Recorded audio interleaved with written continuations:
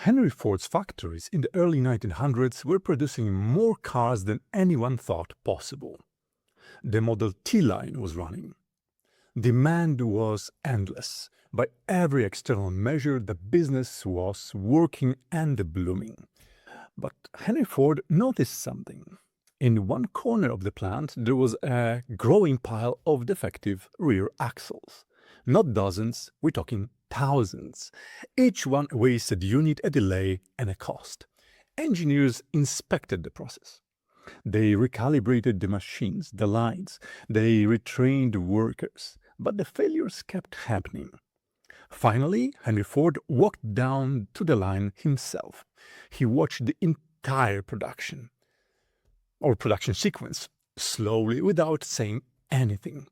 After nearly an hour, he pointed to something most people had actually stopped seeing: a single bolt. It wasn't loose. It wasn't missing. It wasn't visibly broken. It was too long, by just a few millimeters, a piece of an inch. Workers had to apply slightly more torque to seat it. Not enough to notice consciously, at least, just enough to stress the axle over thousands of repetitions, shift after shift. Henry Ford said, "Shorten the bolt." And within days, obviously, the defects dropped. Within weeks, the problem was gone. Within months, the savings were equivalent to tens of millions of today's money. All of it from one simple bolt that nobody thought to question.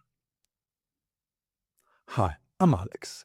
I spent 20 years running complex programs inside large IT organizations, and for the last year, I've been building lean businesses from scratch. This channel is about what I learned from both sides of this business spectrum. So, the bolt principle. Here's why I'm telling you this story. Every business has a missing bolt.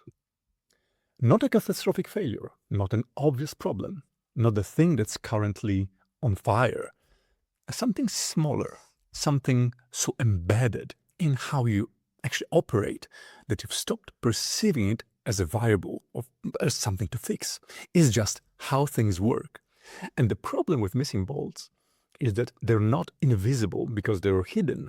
No, they're invisible because you've normalized them. Your brain has categorized them as that's just the cost of doing business, the background noise that everyone accepts.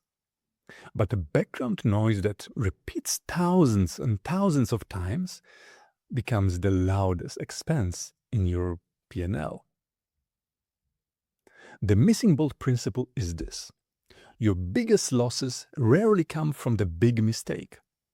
They come from small inefficiencies multiplied at scale. And the corollary, the part that should actually scare you, is that you cannot find your missing bolt by looking at what's obviously broken. You find it by looking at what's working, but not as well as it should be. In my experience, missing bolts in business hide in three places. First, the handoff, the moment where one person, one tool, or one process passes the work onto the next one. Handoffs look clean from the outside. At least usually, they're almost never clean from the inside. Things fall through. Steps get skipped. Contexts get lost. Every handoff in your business is a potential bolt. Second, the assumption, the thing everyone on your team knows, but nobody's written down, nobody's checked recently, and nobody is sure whether it's still true. Those silent assumptions run your business without your permission. And the third one, the workaround, the thing that your team does to make a broken process function. They figure out how to work around the problem so well that the problem itself has become invisible. The workaround is the bolt. Look in those three places. That's where the money is bleeding out. So how do you actually find it? How do you see something that you've stopped seeing? Well, there's a process I use that I call a friction map. Step 1, map your customer journey end to end. It can also be your product journey. Not your ideal customer/product journey, the actual one. From the moment someone encounters your brand for the first time, through every touch point to the moment they complete a purchase or sign a contract, and then through every interaction after that. Don't map what you want it to be, map what it actually is. Talk to the people doing the work. Look at your support tickets. Look at where people drop off. Look at where your team creates Slack workarounds and big chats for things the system should handle automatically. Step number 2, mark every point of friction. A point of friction is anywhere a person has to wait, re-enter information, explain something twice or multiple times, or to do something manually that should be automatic. Mark every single one of those. Don't try to solve them yet, at least not in this step. Just mark them, list them, write them down. Step number 3, quantify the friction. For each of those points, estimate how often does this happen and what does it cost in time, in money, and in customer goodwill or trust. This is where most people have their Henry Ford's moment, because when you actually run the numbers, when you say this step takes 80 minutes per customer and I have 40 customers a month, so that's 320 minutes a month, every month, which is 64 hours a day. Suddenly the invisible becomes very visible. Step 4, prioritize the repetition rate times impact. Not the urgency, not how annoyed it makes you. Repetition times impact. The most dangerous bolt is not the one that causes the biggest single failure. It's the one that causes a medium-sized failure hundreds and hundreds of times without triggering any alarms. That's your bolt. Fix that one first. Here's the part that most people miss about this. Missing bolts get worse as you scale. When you're a small business, then a small inefficiency is a small cost. You fix it manually, you work around it, you absorb it, you ignore it. It's annoying but manageable. But when you scale, when you go from, let's say, 10 customers to 100 customers, from selling one product to 10 products, from one market to global, every small inefficiency gets multiplied by the scale factor. The bolt that costs you €200 a month can cost you 2,000, 20,000 a month. At 10 customers, 10 times customers, 100x customers. You didn't create a new problem. You amplified the one you already had. This is why companies that grow fast often feel more chaotic at scale than they did when they were small. It's not that they got worse at operations. It's that their unresolved bolts got louder and bigger. If you're planning to grow, and I assume you are, find the bolt before you scale. Because scaling does not fix your problems. It actually funds them. It makes them bigger and more visible and costly. Let me make this concrete with a real pattern I've seen repeatedly. Imagine a solo freelancer, a consultant, let's say. One person, no team, with 8 to 10 active customers. Good work, solid reputation, decent revenue every month. But the person ends up working nights because she's always behind on deliverables.